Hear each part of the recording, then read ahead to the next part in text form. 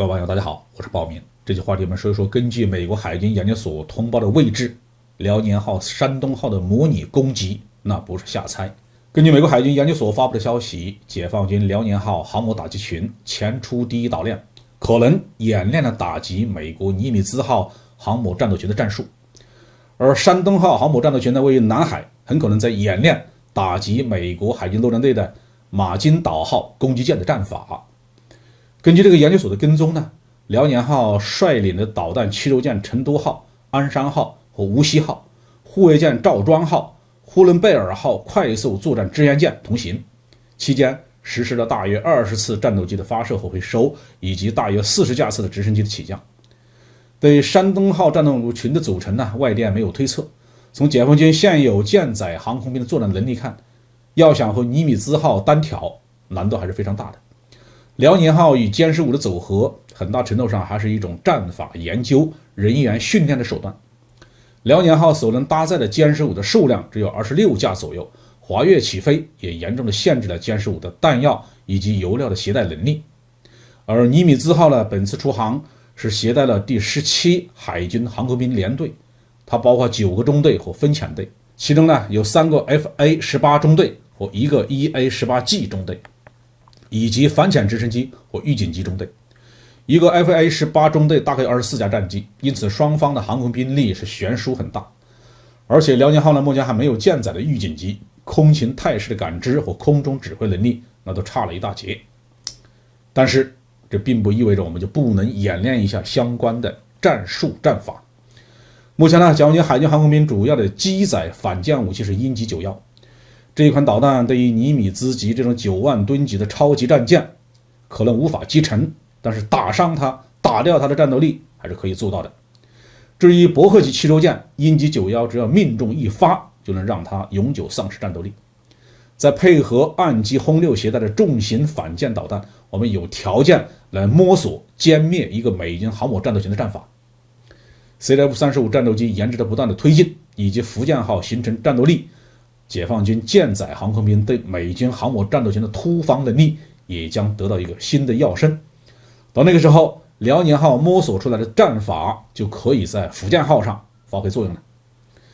至于山东号模拟攻击马金岛号，那就更具实战意义了。马金岛号虽然比法国的戴高乐航母还大点，但毕竟是一艘4万吨级的2栖攻击舰，所部署的航空兵呢，包括一个 F-35B 隐身战斗机中队和一个 MV-22B 鱼鹰偏转翼的运输机中队。海军陆战队的航空中队比海军航空兵呢要小一些，大约只有16架飞机。虽然对其他国家来说，一个 F-35B 中队的力量已经不算小了，但是要想阻挡歼15的高速突防，未必能奏效。特别是马金岛号无法携带预警机，对空中态势的感知的能力天然薄弱。泰国湾这个位置距离美军所有的岸基航空兵基地和其他的舰队的主力都很远，山东号要是集中歼15力量携带鹰击91进行一次突击，马金岛号恐怕也就回不了家了。也许正因为如此吧，美军才非常担心山东号的举措，派遣了 RC-135 侦察机前来窥探，被解放军歼11战斗机驱赶。如今对美国来说，在西太平洋以及在南海周边，局面是很尴尬的。虽然美国海军在航母的数量、核潜艇的数量上还占据优势，但是能够集中到这个区域的航母和潜艇并不多。解放军海军除了自身拥有的防空反导能力、反潜能力，还能得到岸基航空兵、岸基导弹部队的强有力的支援，而美军的舰队就只能靠自己。更重要的是态势感知能力，海上大范围的监视从来都是难度很大的事情。美国海军并没有充分解决这个问题，只不过是在冷战时期以及冷战之后的30多年的时间里面，没有人能够挑战美国的海上霸权。美国海军能够把战斗群压到对方的海岸线附近，实现有效的态势感知。但如果把战场放宽到整个西太平洋和印度洋，美军缺乏海上态势感知能力的问题就越发突出。当然，对中国海军来说，远海监视也同样存在着很大的困难。但是中国不会到别人的家门口去嘚瑟啊，